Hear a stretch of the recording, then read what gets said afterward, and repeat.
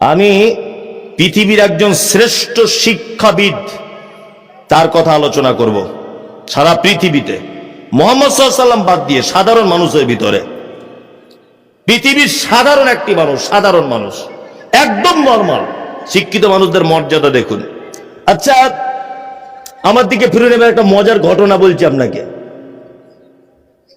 লোকমান বলে একটা লোক ছিল, নাম শুনেছেন সবাই?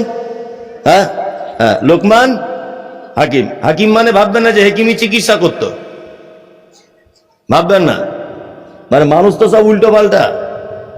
আসলে মানুষ উল্টো পাল্টা কেন হবে না, বক্তাও তো উল্টো পাল্টা। বক্তা আনছে, বলছে কে? বলছে নূর মোহাম্মদের নকল।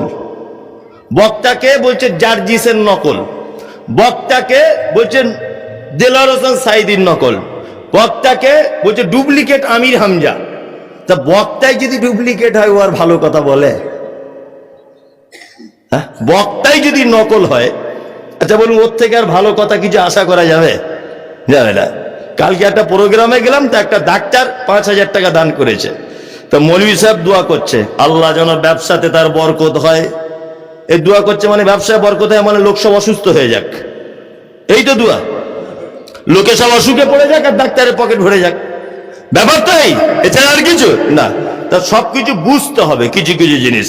হাকিম মানে এটা নয় যে চিকিৎসক, হাকিম মানে প্রজ্ঞাময়, অর্থাৎ জ্ঞানী, মারাত্মক জ্ঞানী। এর নাম লোকমান হাকিম। আচ্ছা, এই লোকমান হাকিমের বাড়ি কোথায়? জেনারেল শিক্ষিত ভাইরা জানেন, ভৌগোলিক ম্যাপ সম্পর্কে যাদের জ্ঞান আছে, আপনারা জানেন যে আফ্রিকাকে বলা হয় দুর্ভিক্ষের মহাদেশ। আফ্রিকা, এই দক্ষিণ আফ্রিকার একটা জায়গা, তার নাম হাবাসা, যেটাকে আমরা হাবসি বলে জানি না, বলে না যে বেলাল হাবসি। হাবসি জায়গাটা হাবসি নয়, জায়গাটার নাম হচ্ছে হাবাসা, যার বর্তমান এখন নাম হচ্ছে ইথিওপিয়া। এই ইথিওপিয়ার একদম গ্রাম্য এলাকাতে জন্মগ্রহণ করেছিলেন লোকমান হাকিম। পেশায় কি করতেন না, ছোট তো তিনি বকরি চড়াতেন মাঠে ঘাটে, মালিকের বকরি চড়াতেন। কেমন জ্ঞানী দেখুন। মালিক একদিন লোকমানকে ডেকে বলছে, লোকমান, বাড়িতে আজকে কি রান্না হলো? লোকমান বলছে, আজকে বাড়িতে রান্না হয়েছে বকরি। লোকমান কত জ্ঞানী দেখুন, বকরি। বলছে, বকরি দেহের সব থেকে উৎকৃষ্ট অঙ্গ 2 পিস আমার কাছে আনো, আমি খাবো। তখন লোকমান আনলেন জিভ আর হৃৎপিণ্ড, এই দুটো পিয়ালা করে দিলেন। মালিক খুব মজা করে করে খাচ্ছে, সব থেকে উৎকৃষ্ট জিনিস, ভালো জিনিস বকরির দেহের ভিতরে। কিছুদিন হয়ে যাওয়ার পর আবার লোকমান হাকিম, তার মালিক বলছে, লোকমান, আজকে বাড়িতে কি রান্না হলো? তো বলছে, আজকেও বকরি। বলছে, আজকে বকরির দেহের সব থেকে নিকৃষ্ট 2টো অঙ্গ আনো, খাবো। তখন লোকমান আবার ওই জিভ আর আবার হৃৎপিণ্ডটা আনলেন।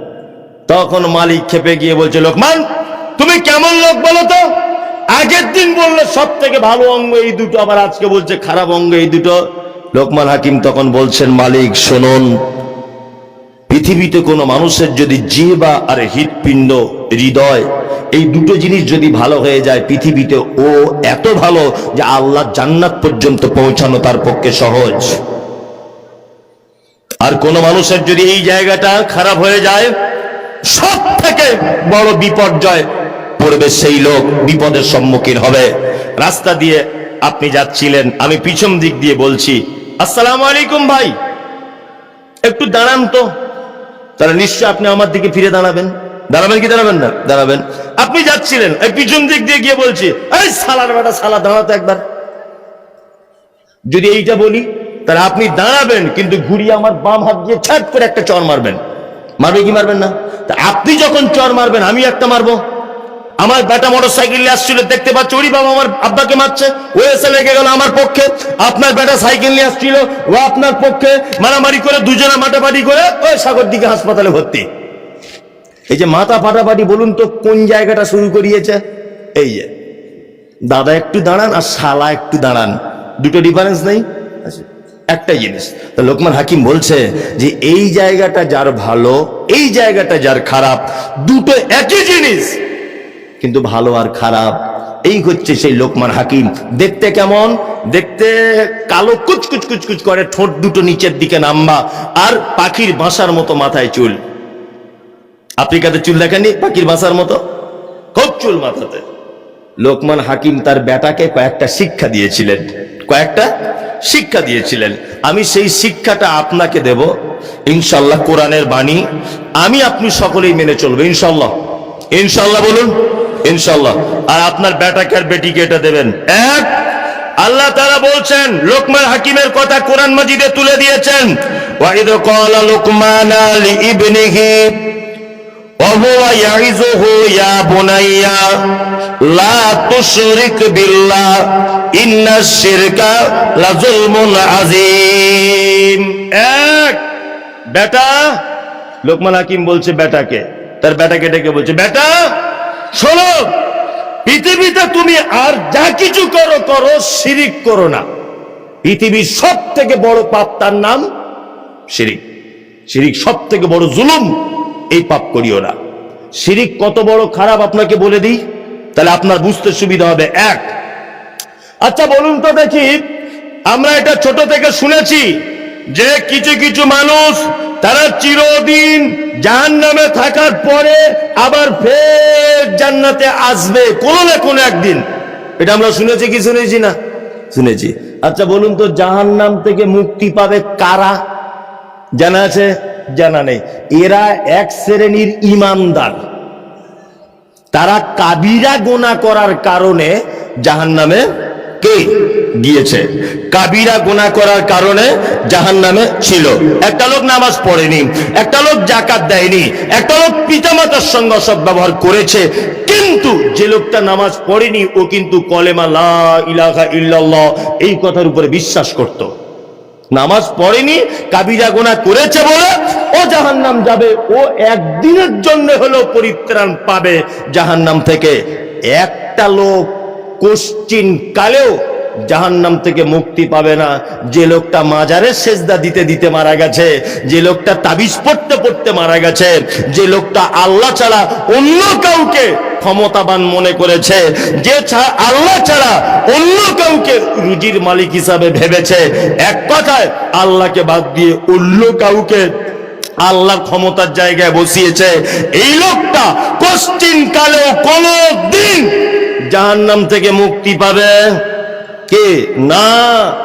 আপনাকে বলে দিচ্ছি, শুনে রেখে দেন, মাজার যারা পুজো করে এদের জানাজা পর্যন্ত পড়া ঠিক নয়, এদের জন্য ক্ষমা পর্যন্ত প্রার্থনা করা কে ঠিক নয়। কারণ এরা আল্লাহর সঙ্গে অস্বীকার করে, নবীকে অস্বীকার করে। এদের জানাজা এবং এদের জন্য দোয়া একদমই কিছুই ঠিক নয়। ওই জন্য আপনাকে আমি একটা কথা বলে দিচ্ছি, শুনে রেখে দেন, বেটি হয়েছে বলে পাগলামি করে যাত্রার ঘরে বিয়ে দিতে যাবেন না। কি বললাম বুঝলেন তো? আমাদের এটা যদিও এটা আহলে হাদিস গ্রাম, হ্যাঁ তাই না, আহলে হাদিস গ্রাম, বেটি হয়েছে কোন পীর পূজারি মাজার পূজারি ছেলের হাতে টাকা যতই বেশি থাক দয়া করে দিবেন না, তাহলে কিন্তু আপনার বেটি কিয়ামতের মাঠে বড় বিপদে পড়ে যাবে, খুব বড় বিপদে পড়ে যাবে। যদি বলছেন মনি সাহেব আপনি যা বলে দিয়ে গেলেন, এবার তো বিয়ে হওয়া হয়ে ঝামেলা হয়ে যাবে। ঝামেলা নয়, আমি আপনাকে ফতোয়া দিইনি, আমি জাস্ট বোঝাতে চাইলাম শিরক এত বড় পাপ, মারাত্মক বড় পাপ। ইনশাল্লাহ আমরা এই পাপ থেকে বাঁচবো, ইনশাল্লাহ আমার বেটা বেটিকে বাঁচাবো। লাল সুতো কালো সুতো, তাবিজ কবজ মাদুলি মাজার ফকির এসব কি শিরক। এখন আবার কিছু ছেলে লাল সুতো বাঁধছে, জিজ্ঞেস করছে আরে পেলি কোথায়? বলছে আজমির শরীফ থেকে নিয়ে এসেছি, আজমির শরীফ থেকে। আজমির শরীফে কি ওখানে জুট মিল আছে নাকি? জুট মিল তো হুগলি জেলাতে আছে। হ্যাঁ, ওই জুট মিলে তৈরি হয়েছে, রং করে দিয়েছে, আজমিরে সাপ্লাই হয়েছে, বরকতের সুতো বলে চলে এসেছে। চিটিংবাজিতে একটা সীমা থাকে। আজমির থেকে এনেছো তো তোমার কোনো উপকার আছে? আছে? কোন উপকার নাই। কিছু মানুষ আছে বেদাত করতে করতে, শিরিক করতে করতে এমন একটা পর্যায়ে পৌঁছে গেছে যে তাদের মাথাতে আর ভালো কথা বললেও ঢোকে না, বললেও ঢোকে না। উমরা করতে গেছি, তা আমার সঙ্গে 40 জন লোক গেছে, 40 জন লোকের ভিতরে মোটামুটি 30 জন লোক শুক্রবারে করে রোজা রাখছে। আমি বললাম, ভাই শুক্রবারে কেন রোজা রাখছো?